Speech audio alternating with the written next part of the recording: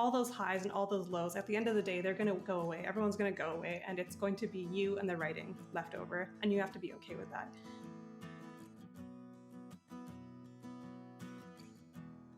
Welcome to Queries, Qualms, and Quirks, the weekly podcast that asks published authors to share their successful query letter and discuss their journey from first spark to day of publication. I am your host, author Sarah Nicolas, and literary agent Sarah N. Fisk. Jesmeen Kaur Deo grew up in northern British Columbia, where she spent most of her childhood daydreaming. She loves books that can make her laugh and tug at her heartstrings in the same paragraph. When not wrapped up in stories, she can be found biking, playing the harmonium, or struggling to open jars. TJ Powar Has Something to Prove is her debut novel. So please welcome Jesmeen to the show. Hello. Hello, thank you for having me. What's the harmonium? A harmonium it's like a cross between an accordion and a keyboard is the best way I can put it. Okay. All right. Cool. So we're going to talk about your journey to publication today, and we're going to start by going all the way back to the beginning. When did you first start getting interested in writing? And then how long did it take before you started getting serious about pursuing publication? Sure. So I think like a lot of writers, I was one of those people who wanted to be a writer since I was very young. So I think I was around 7 or so. And at that time I was like writing short stories and picture books and illustrating them and writing poetry that was questionable in quality. But, my parents are very supportive, and my father in particular, he's been like a really big supporter of my work since day one, since I was 7 years old and to now as well. So my parents were really encouraging, and I don't really remember what was the thing that made me want to become a writer, to be quite honest. It was just, one of those things. And then in the following years, I kept on working on my writing, and I kept on trying to write longer things. The problem being, especially when I was younger and as a preteen, is that I really didn't have the attention span to write like longer books, longer forms of writing. And I would get to a point where, I would get bored with what I was writing, or I didn't know where to go, or I was stuck, which are not uncommon problems even today. But back then, I didn't really have the tools or the resources to figure out how to go from there. So that was the first couple of years of like my attempts at writing. When I went into high school, I stopped writing for a little bit, or I stopped writing seriously. It wasn't that I gave up on this dream. It was more like I think other things took my attention. I became more of a big reader. I was one of those kids that read a book a day. And I did a lot of drawing and art and stuff like that. And I still wrote. My writing was more like short stories and poetry for contests and like classes and stuff like that. So I was still doing it, but like not a lot of it. And then when I went into undergrad, sort of in my late teens to undergrad, I started watching more TV, which I don't know, this is kind of weird, but I'm not really sure why, but up until I was like 16, I didn't really watch TV or like watch movies. Like the cultural zeitgeist of like everything like was like over my head all the time. I had to like catch up on like references like Star Wars and all these other things when I was in my late teens. But at that time, that's when I started to get more into TV. And through TV, I started to get more into fandom as well. And I had kind of dipped my toes into fandom like as a teenager in high school as well, just like reading fan fiction now and then. But it was more once I joined these TV fandoms that I started to get more enveloped in it, not only like the fandom community, but also doing more fan fiction myself and writing more fan fiction myself. And it was through doing that I started to, I guess, find some community.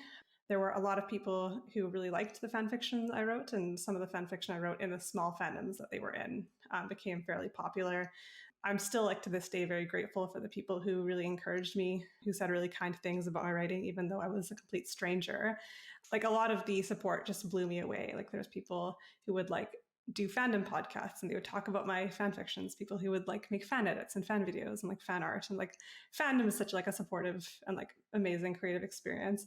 But that experience is what sort of gave me the courage to try original writing again, because so many people had said like, I would love to read something else you wrote that was original. You should try to get published and stuff like that. So it kind of gave me the courage to try this again. And I think too, I had given myself more confidence because by that time I had written multiple novel length, like 100K fan fictions. So I knew I was now physically capable of writing a story that long. And so I decided it was time to try again. But I also knew that writing fan fiction is very different from writing original fiction for many reasons.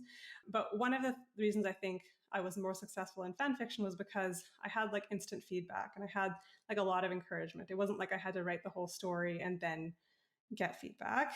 I could write 20K and then post that and see how people responded. So I needed some way to like keep myself accountable, which is easier in fandom because people are always telling you like, please write the next chapter. For myself, when I was writing original fiction, I think the idea I got was inspired from Richelle Mead, the author of Vampire Academy. Back in the day, I would stalk her live journal account, and she used to put the word count of whatever she was working on at the bottom of each post that she put up. Mm-hmm. And I thought that was a really good idea to keep myself accountable. Like if I have to post my word count, like say on a weekly basis, then I can like publicly shame myself if I'm not working on it. So that was my rule. I was like, I'm going to write every week. And like the only rule is that the word count has to go up, even if it's just by one word. That was my only rule. So I started posting my word counts on like my old Tumblr and then later on my Twitter in like Twitter threads. Like every week I would just post my word count. Sometimes it was pretty pathetic, but I'm proud to say I never missed a week. Like sometimes there was a couple of weeks where there was like 5 words added. But the point is that it forces you to return to that work. It forces you to remind yourself that it's there and to like never like forget or never let it fade from your memory, really. So that helped me build my stamina and helped me build, I guess, a process towards writing original fiction. And that's how I completed my first novel. And that's when I started to turn more seriously towards publication. Nice. So how did you learn more about the publishing industry, like how to query, how it works, everything like that? So I think my first exposure was probably in high school. I somehow picked up an edition of Reader's Digest. And in one of the articles, they talked about this little blog called Query Shark, which I'm sure you know about and probably a lot of your listeners know about as well. But for those who maybe aren't familiar, Query Shark is a blog run by a literary agent. And basically, she invites people to send her their query letters and then she publicly like roasts them basically. The point being to improve people's query letters and to help people see how they should write a query letter to capture an agent's attention. And I followed this blog for many years, even when I wasn't doing much writing, because it was entertaining, but also because it was interesting. And it was the first thing that introduced me to the path of traditional publishing. And not only did I learn how to write an effective query letter through that, but I also feel like I use those tips in my writing in general. Like the tips that the blog sort of encourages are things like, getting to the point and like engaging the reader immediately. And I feel like I use a lot of that in my original writing too. So I really like the Query Shark blog and it's still active. I just checked it like yesterday and they're still doing queries on there, which is really cool. And then I think that gave me a bit of a foothold to know how to go about like researching the publishing process because now I knew what querying was. So I could Google things with more of an informed Googling, more informed Google searches, you could say. But really, it was through Googling. Like I would look up successful authors and authors I admired and try to find interviews where they talked about their publishing journeys, which is why me being on this podcast feels very full circle for me. And I would just like read through like everything I could find. I usually like recommend Susan Dennard's website to people because she has like a huge amount of really valuable information about the whole publication process and writing and revision and stuff like that. I think a lesser known one is Gloria Chow. She has a whole section on her website called Writer's Nook, and it has equally like really good information on publishing. So it was really through just like a lot of Googling in my spare time, and sometimes when I did not have time to spare, that I found out about the publishing process and figured out like what I should do and how I should approach it. So then what happened? Can you break down for us your journey from then to signing your first book contract?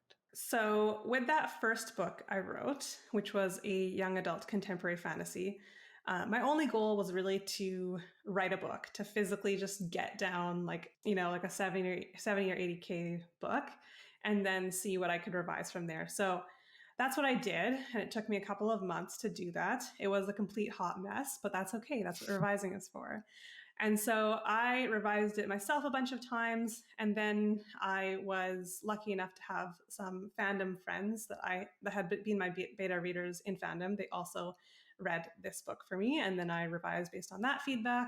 And then I got to a point where I didn't really know what else to do from there, or how to approach more revision, because I knew it wasn't like ready yet, but I also didn't know like what else I should do.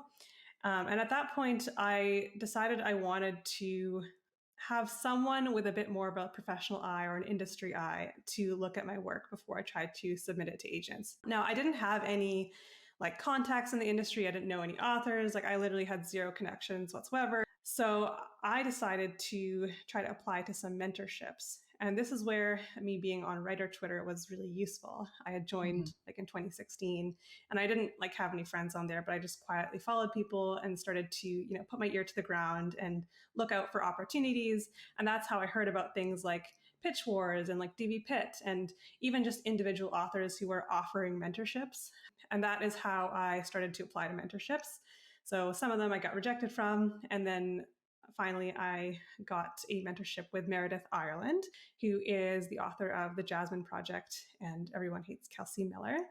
And she was the first person really to see potential in me. And that meant a lot to me as a newbie writer who didn't know anyone in the industry. So she took me on as her DV Pit mentee in 2018. So we basically revised my book together for a couple of months, and we worked on pitches and writing my query letter. I'm really grateful for her experience and feedback, because even though I thought I was, you know, fairly decent at writing a query letter at that point, I still quite clearly had a long way to go. So she helped me put all that stuff together so that we were ready by the time DV Pit came around. And for anyone who maybe doesn't know or isn't familiar, DV Pit is a Twitter pitch event that still runs. And basically, it's for creators who are from historically underrepresented communities to pitch their work on Twitter for agents to look at, basically. So that's what we did. I pitched in DV Pit April 2018. And again, I'm very grateful for Meredith, because if it wasn't for her boosting my work, I'm not sure anyone would have seen any of my pitches. But as it was, I got some likes from agents. And later that day in the evening, I just sent out a bunch of queries, some of them to DV Pit agents who had liked my pitch, and some to who were just on my to query list. And then the wait started, of course. I was definitely somebody who was checking my email like literally every 5 seconds. It was not healthy, but I mean, what can I say? That's what I did. So I got like a fair number of partial requests and full requests, and things went fairly slowly. So I think it was really 4 months later that I first got a partial request from my now agent, Jennifer Azantian. By that time, I was not like overly excited by a partial request. I just sent it. And also, like, I didn't really expect Jennifer to be somebody who would want to take me on. She was never on my original query list because she was close to submissions. She had just liked my pitch in DV Pit. So that's why I sent it to her. And also, I didn't really think that I was somebody who would fit with her list. Like, she had a lot of like epic fantasy, adult fantasy sort of stuff on her list at that time. And I wasn't sure like my body of work would fit in with her, but I sent it off. And then a couple of days later, she asked for a full. And again, I was like, oh, that's really fun. That's great. But again, I didn't expect anything to come of it. And then a couple of days after that, I was watching the BBC miniseries North and South, as one does, at 1 a.m. And I finished the series and I was about to go to bed. I checked my Twitter and I saw that she had followed me on Twitter. And I was like, I don't want to think too much about this because I won't be able to sleep if I do. So I just like closed my laptop and went to bed. And then the next morning, like I immediately checked my email and she had basically asked for a call with me. So that is how I got my agent, Jennifer Azantian. And I got 2 more offers as well from agents after that process kind of kicked in. But ultimately I decided to go with Jennifer. And it was a hard choice to make for sure. After so long being rejected, like to have choices suddenly, it's quite a lot to handle. So then once I signed with Jennifer, I revised with her for a pretty long time. Like my book was still kind of a mess and it needed like a lot of revisions. So we revised, I think, for something like 6 months before we went on submission with that book, which I think was the best choice to make, of course, to make that book as good as it could be. And then we went on sub. And I don't think I actually like checked my email as obsessively during submission. I feel like some part of me knew that this book had already gotten me further than I ever thought it could to getting an agent. And so like anything after that would have been a bonus almost. And I think I knew somewhere deep down as well that the market maybe really it wasn't like the greatest time for the kind of book I was writing, because we went on submission, I think, in 2019. And I feel like it's a book that would have done better like 5, 6, 7 years before that. So I kind of knew, but we went on sub and I was on sub for a year with that book. Never got any like editor calls or like offers. We got plenty of really nice passes. And in fact, I really looked forward to the once a month when my agent would send me the passes, because they were really like nice passes. Often it was just like, we don't know where we would place this on bookshelves. And like, I feel like this reads too middle grade. And some people would say, I feel like this reads too adults. And so there was never like any like really obvious sort of narrative threaded through any of them. But what really wowed me was like, wow, I'm finally getting my work in front of editors at like big publishing houses in New York. And that's something that like, even a couple of years ago, like I couldn't have imagined. So I think I was just very like happy to be there basically, and to have my work put in front of editors at publishing houses. So it didn't like cut me too deeply. Like, because I didn't think this book would sell, I started to like come up with like reasons why it was a good thing. Like, I'm one of those people who like will always look for the bright side in things. So before the book went on submission, I like wrote a letter to myself which I titled "In Case the Book Doesn't Sell." And then I went through like all the reasons I was glad that I'd written this book and all the experience it had given me and all the good things it had given me.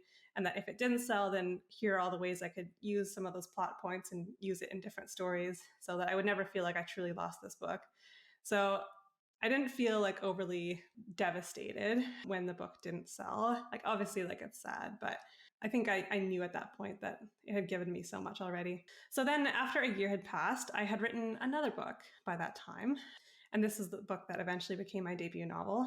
And this book felt like very personal to me. And like I instinctively knew that this was probably one of the more marketable things that I had. And that if it didn't sell, I was kind of like, this one, I feel like I would be a bit devastated if it didn't sell, because if this one doesn't sell, like I don't know what other ideas I have that are like more marketable than this one. So I sent it to my agent and she really liked it. And like she said some things that like made me cry, like happy tears, because it was such a personal book for me.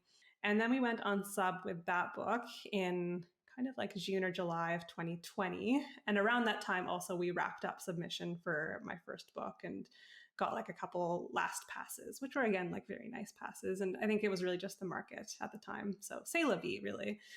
And then with that second book, we were on submission for actually less than 2 months, which is of course a pretty like not very not very long time in submission definitions, especially when the pandemic had just started at that time. So it was like, I think 6 weeks or so into it when I knew that there was editors taking it to acquisitions. And then I was at work when my agent sent me an email that just said, call me. And I kind of knew at that point. So I picked up the phone and called her and found out that that was my first offer for the book. And so things moved kind of quickly after that. We got a couple of more offers on the book. Eventually, one of the publishing houses, Penguin, preempted the book. So we went with their preempt offer. And yeah, that's how I got my first book contract. Awesome. Can you read your successful query letter for us? Yes. Dear Jennifer, thank you for liking my #DVPit pitch. Jeannie Lo and Assassin's Blade. A ruthless empress once turned her 17-year-old magic wielder Cosette into a snake, and you thought your boss sucked. Now, to break her indenture, Cosette must double-cross the boy who freed her. #DVPit, #YA, #fantasy. I hope the crescendants will suit your list. 17-year-old magic wielder Cosette Constantin isn't exactly on friendly terms with her boss, Empress Ruby. Not since Cosette botched an assassination attempt on the Empress's behalf. As punishment, Ruby turned her into a snake, dumped her in the Australian desert, and never looked back. Talk about a demotion. Several years of dead rat dinners later, a group of magic wielders show up and turn Cosette back into a human. The catch? She has to help them overthrow Ruby's rule of their magic world. The sticking point? Uprising against all-powerful Ruby could only lead to death. So when Ruby finds her and asks her to be her spy instead, Cosette agrees to double-cross the rebellion. It should be easy to get back into the Empress's good graces. All Cosette has to do is gather intel, teach the local eye candy some rudimentary magic to keep up appearances, and hand over the entire rebellion when the time is right. And not to get attached to any of them, but Cosette's not worried about that. From royalty to assassin to snake and now spy, she's always survived. But when living in the resistance shows her there's more to life, Cosette will have to choose between her own skin and something greater. The Crescendants is a 94,000 word YA contemporary fantasy with series potential. Readers of The Epic Crush of Jeannie Lo and The Assassin's Blade will enjoy this book. And then just my little bio. Awesome. Thanks so much for sharing. Yeah. So, how has your experience been since signing that contract? Especially let us know what surprised you along the way. So I think the first thing that actually surprised me was before I signed the contract, and that's how long it took for me to get the contract.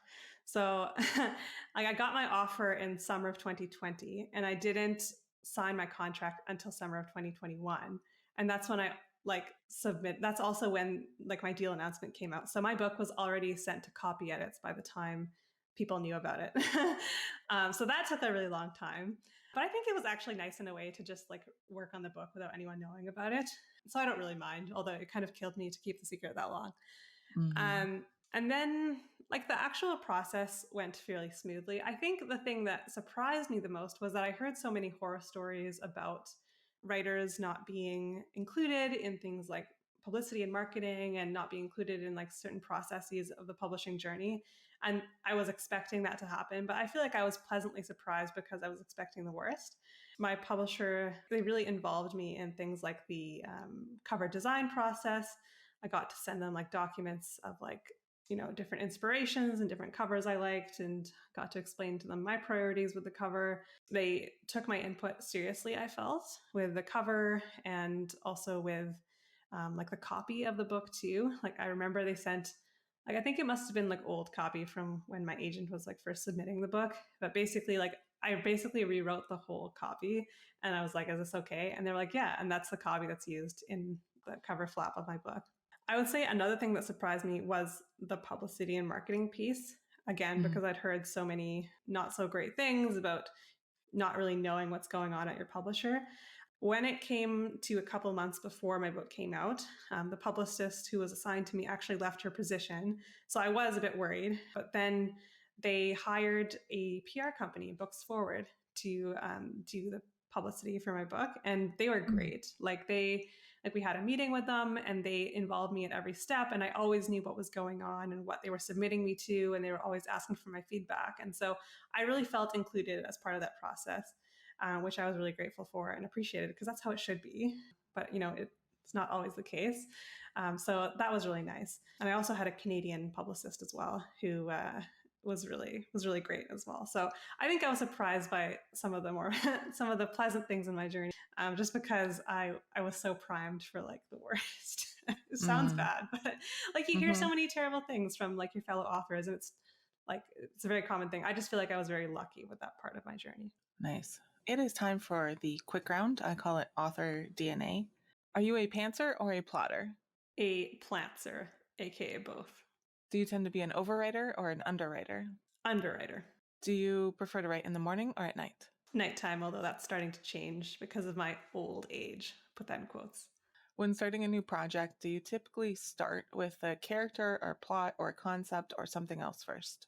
It depends. Sometimes the concept, sometimes the characters. Do you prefer coffee or tea? Tea. When writing, do you prefer silence or some kind of sound? It depends on my mood. When it comes to the first draft, are you a get it down kind of person or a get it right kind of person? Definitely get it down. What tools or software do you use to draft? I'm a Google Docs girl through and through. Do you prefer drafting or revising more? Revising, 100%. I hate drafting. Do you write in sequential order? Do you hop around? My approach is sequential, but if I get inspiration for a scene later, I won't hesitate to write it first. And a final quick round question. Are you an extrovert or an introvert? Introvert. All right, now we're going to talk about the second Q of the podcast. What were some of the qualms or worries that you had on your journey? And do you feel like they were realized or you overcame them, or how did they shake out? So I think my greatest worry is one that I don't worry about anymore. But especially growing up, I felt like I had to choose between writing and other serious careers and other things I wanted to do in my life. Mm. So I was always waiting for the day when I would have to give up writing because it was taking too much of my time, or it was taking too much energy away from things that would have been more productive. And I think that was only exacerbated because so many people in my life also made it sound like I would have to choose. I remember being in my late teens and people, like mentors, even asking me like what I was going to do after I graduated. And when I said like I'm planning to do like a science major, like some people expressed disappointment that I wasn't doing like arts or like any of the things that I had done in high school. And so that sort of again fed into this worry or fear that eventually I would have to give it up for more serious pursuits. And that was like something I couldn't really imagine doing because, even though I had so many interests, writing was and still is part of me. I can't imagine not doing it. It feeds my soul. It's how I process the world and things that have happened to me. It's just such a huge intrinsic part of who I am that I was just dreading the day that I would have to give it up for practical things. And I think as time went on, life did become busier. I had to rejig things. I had to learn how to prioritize things. I think I started to learn that I didn't necessarily have to let go of that. I just had to learn how to organize my life in such a way that I could include it. I think one analogy I really like is Nora Roberts. She has like a more busy life than I do. She's got like lots of kids and family. I don't have that kind of like really busy life. I don't have kids. I have like a really supportive family who like help me. So it's not like I'm a privileged person, I would say. But even so, like it's hard to balance things. So Nora Roberts said that it's really like juggling a bunch of balls, but you have to know which balls are glass and which ones are plastic because you're going to drop the ball sometimes. And it's just important to know which ones are which because you can drop a plastic ball. It won't break. You can pick it up later, but a glass one will shatter and you have to know the difference so that you can know which ones you can drop at any given time. And that really resonated with me because what I've learned is that there is no static balance. There is no one point in life where everything is completely at balance, every single part of your life, writing and the non-writing parts. That's not true. It's actually more like at any given moment, you're completely out of whack, you're completely off balance. But in the long term, looking back, you'll look at everything that happened and say there was balance there. I think my personal analogy is maybe a bit more nerdy. It's more mathematical. It's more like a sine wave for me, a sine wave being a mathematical curve. And it kind of oscillates between, if you picture a graph, it oscillates between like a 1 and a -1, for example. So it'll just go back and forth, back and forth, back and forth. And it's generally never at the average of 0. It's just back and forth. But the average of a sine wave is 0. So that's how I kind of view my life as well, is that sometimes I'm not doing any writing at all. And sometimes I'm doing a lot of writing and not much of anything else. But it depends on whatever like is most demanding my attention at that time. And certainly that's a learning process that is ongoing. I don't think I have ever achieved like a full, complete overall balance. There are times when I drop a ball and it's glass and it shatters and I'm like, whoops. But the point is that you learn from that. It's not like you have to give up everything. You just put all the balls away now. No, it's like you learn which ones are glass and which ones are plastic. And you just learn from those mistakes and carry it forward with you. So even when I make mistakes, I don't like beat myself up too much over it. I just kind of take that as a lesson and move on. So even though that was quite a large worry for me growing up, and only until recently that I have learned that I can make peace with my process. Nice. Now it's time for the third cue. Do you have any writing quirks? Is there anything about your writing process that you think is kind of different or interesting or unique? I don't feel like I have any like super unique quirks. Maybe something that's more uncommon is that I like to use different fonts for different drafts. So for example, on the most recent book I've been working on, the first draft I wrote completely in Calibri. And I think that's actually a habit I got from writing fan fiction because like Calibri was the default font in Word. So I just started writing my first drafts in Calibri and it gives me some kind of like psychological like flexibility. Like I don't feel like I need to get the words right. I can just get them down, which is what I need in a first draft because I hate drafting. And then after the first drafts, I'll move into a different font. For this most recent one, I was using, I think it's called Georgia. Georgia, I think. Sometimes Garamond if I'm feeling spicy.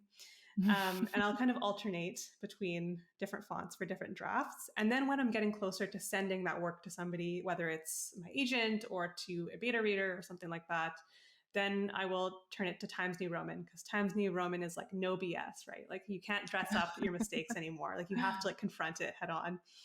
And Times New Roman is like it's like forcing yourself to look the work in the eyes and like see the rest of the mistakes that you've been avoiding. So that's kind of what I do. I also will sometimes change the page color. So from white to like pale green or pale blue. I'm not one of those people who like gives drafts like a lot of time to rest in between them. I'll usually just jump right into the next one, partially because my poor memory is actually like a benefit because I don't remember anything that happened, but also because I change the font and I change the color of the page, I can kind of trick myself into thinking this is like a whole new thing and I can look at it with fresh eyes. So I guess that's sort of a quirk. I feel like some other people do that as well. So I'm not sure it's totally unique, but That is really fun. I had heard of people drafting in Comic yeah, Sans I heard of because it that. made them like not take it so I seriously. feel like Comic Sans is worse. I don't. Like I tried that and it worked a little bit, but then at some point I was like, "This is weird."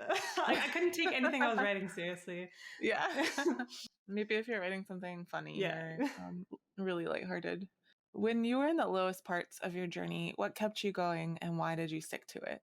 So I think the lowest parts of my journey have always been when I try to write something based on someone else's expectation rather than what I want to write, which is something that comes up more after you're published and after there's expectations put on you based on your first book and what people expect to see from you, what people want to see from you.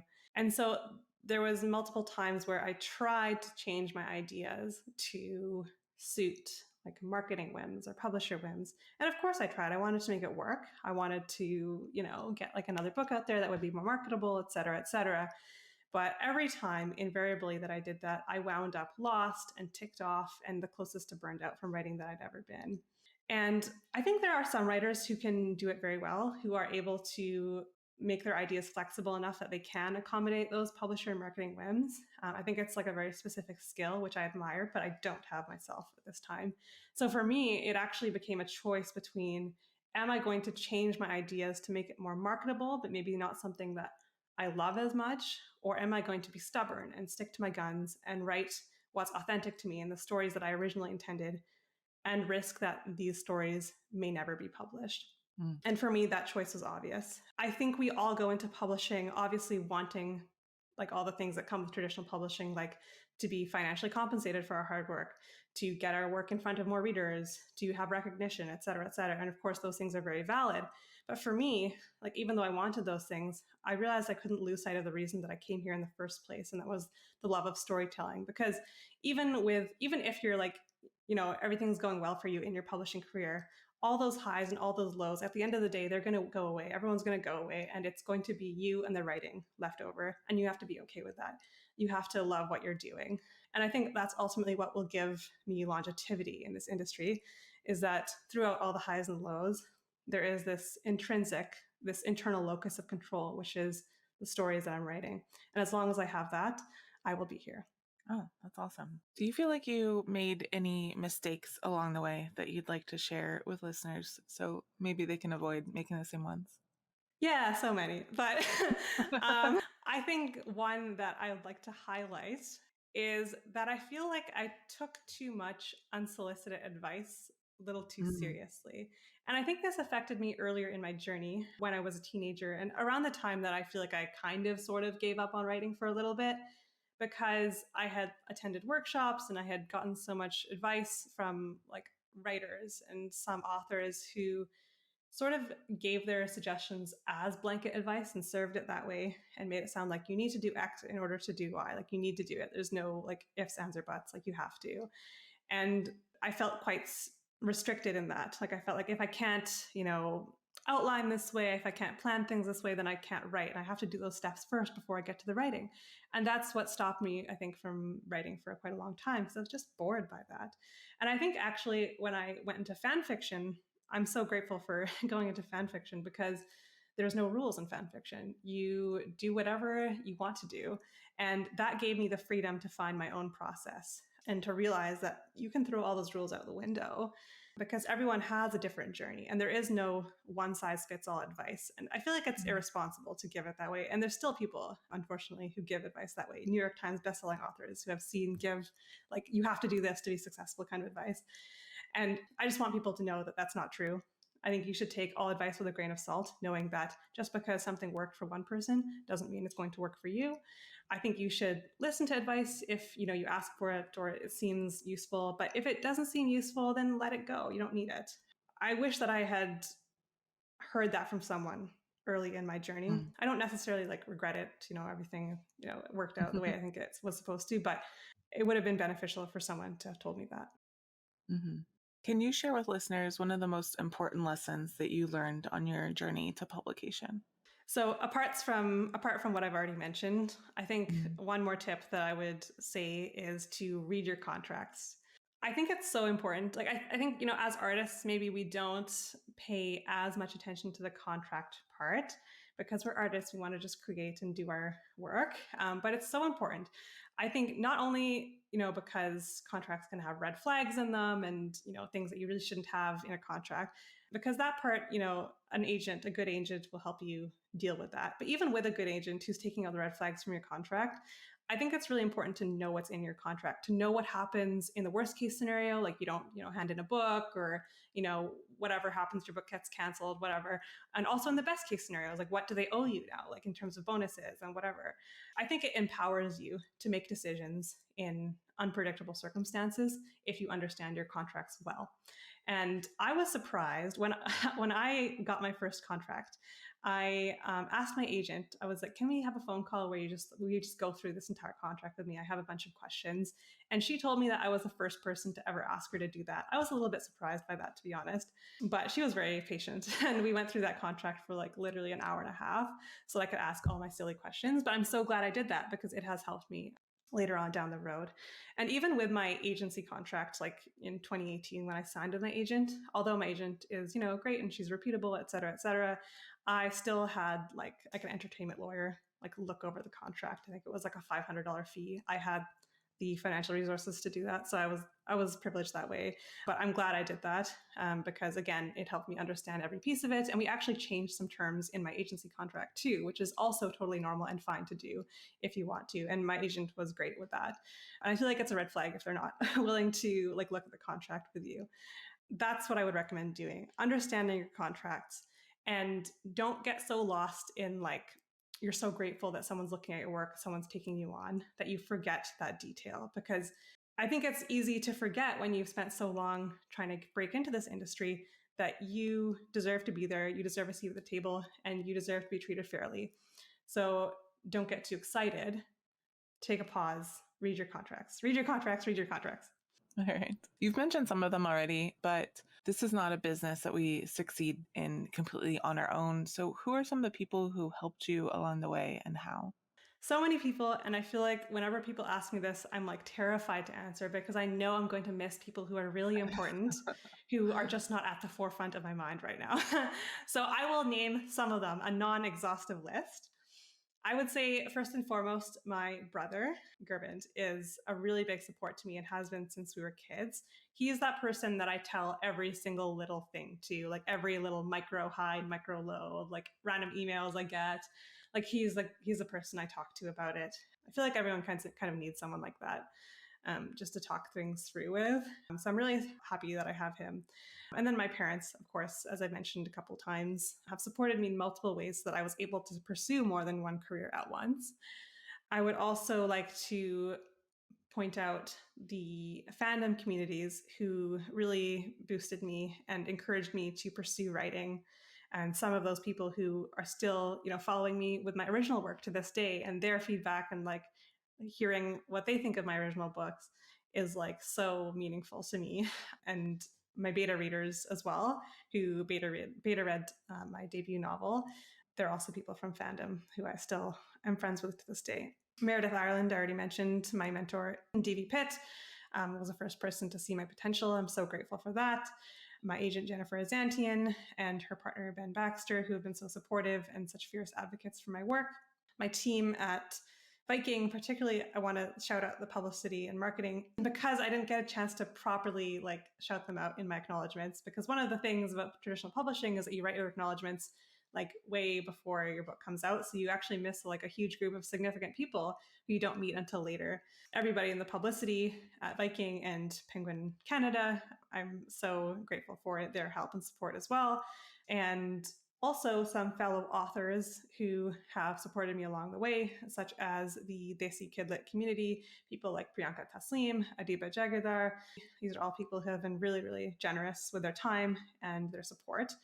Yeah, those are some of the people I want to shout out. Oh, I want to shout out as well a friend I met in the last year or so in my like a real non-writing life who is a big reader. Her name is Salia Alaboye, and she helped me to organize my first launch event with my book and made like people come to it. So it was actually a success. So I'm really, really, really grateful for her. Awesome. All right. Since your query letter was not for TJ Powar, do you want to tell us about that book before you go? Sure. So, TJ Powar Has Something to Prove is a young adult contemporary novel. It is about TJ Powar, who is a pretty popular debater. And one day at her school, she becomes the subject of a meme along with her cousin, who does not remove her body hair.